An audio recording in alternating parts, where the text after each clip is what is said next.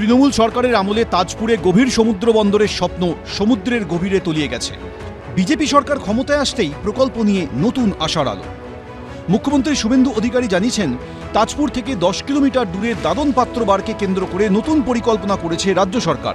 তাজপুর থেকে 10 কিলোমিটার দূরে দাদন পাত্র বার, যেখানে সল্টের পুরনো ফ্যাক্টরি ছিল, সেখানে 1700 একর ল্যান্ড রাজ্য সরকারের হাতে রয়েছে। আমরা এখন ওইটা নিয়ে এগোবো। তৃণমূলের আমলে পূর্ব মেদিনীপুরের তাজপুরে সমুদ্র বন্দর নির্মাণের বরাত আদানি গোষ্ঠীকে দেওয়ার সিদ্ধান্ত নিয়েছিল মমতা বন্দ্যোপাধ্যায়ের সরকার। 2022 সালে রাজ্য সরকারের বিজয়া সম্মিলনী অনুষ্ঠানে গৌতম আদানির ছেলে করণ আদানির হাতে তাজপুর সমুদ্র বন্দর নির্মাণের লেটার অফ ইন্টেন্ট তুলে দেন মুখ্যমন্ত্রী। কিন্তু 2023 সালে বিশ্ববঙ্গ বাণিজ্য সম্মেলন থেকে তাজপুরে বন্দর নির্মাণের টেন্ডার প্রক্রিয়ায় অংশ নেওয়ার জন্য শিল্পপতিদের উদ্দেশ্যে আহ্বান জানান মুখ্যমন্ত্রী। তারপর থেকে আর কোনো অগ্রগতি হয়নি সেই প্রকল্পের। এরই মধ্যে রাজনৈতিক পালাবদল হয়েছে রাজ্যে। বুধবার আদানি গোষ্ঠীর অন্যতম কর্তা করণ আদানির সঙ্গে বৈঠক করেন শুভেন্দু অধিকারী। সেখানেই ওঠে প্রকল্পের প্রসঙ্গ। আমরা দায়িত্ব নেওয়ার পরে মূল্যায়ন করতে গিয়ে দেখেছি, এই বিষয়ে গতকাল আদানি গ্রুপের এমডি করণ আদানির সঙ্গেও আমার আলোচনা হয়েছিল regarding Tajpur deep sea port. ওটা তো ইতিমধ্যে ওনারা এক্সিট করে গেছেন এবং আমরা দেখেছি ওটা ভাইবিলিটি ছিল না, কারণ গভর্নমেন্টের হাতে কোনো ল্যান্ড ছিল না। আজকে আমাদের মিটিংয়ের এজেন্ডা এটা ছিল, যেটা বাস্তবসম্মত হবে।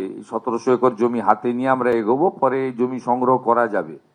প্রাথমিকভাবে এটা আমরা আজকের এখানে সিদ্ধান্ত নিয়েছি। ইতিমধ্যেই দেশের 17টি জায়গায় চলাচল করে দ্রুতগতির আধুনিক জলযান ওয়াটার মেট্রো। এবার সেই তালিকায় জুড়তে চলেছে কলকাতার নামও। কলকাতা ওয়াটার মেট্রোতে যুক্ত হচ্ছে। আজকের মিটিংয়ে মাননীয় মন্ত্রী এটা কনসেন্ট দিয়ে দিয়েছেন এবং ভারত সরকার 17টি আমাদের রিভার লাইন বা সি বেসড সিটিগুলোতে যে ওয়াটার মেট্রো লেটেস্ট কেরালাতে হয়েছে, সেখানে আমরা এই শহর হিসেবে আমরা 18তম শহর হিসেবে যুক্ত হচ্ছি ওয়াটার মেট্রো। এছাড়াও কলকাতায় বেশ কয়েকটি গঙ্গার ঘাট সংস্কারেরও সিদ্ধান্ত নিয়েছে রাজ্য সরকার।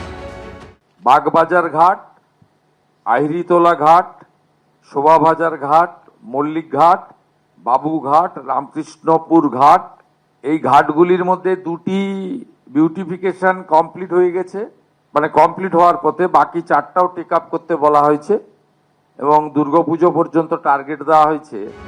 সুন্দরবনের বিভিন্ন দ্বীপ সংস্কারেরও উদ্যোগ রাজ্য সরকার দিয়েছে বলে জানিয়েছেন মুখ্যমন্ত্রী।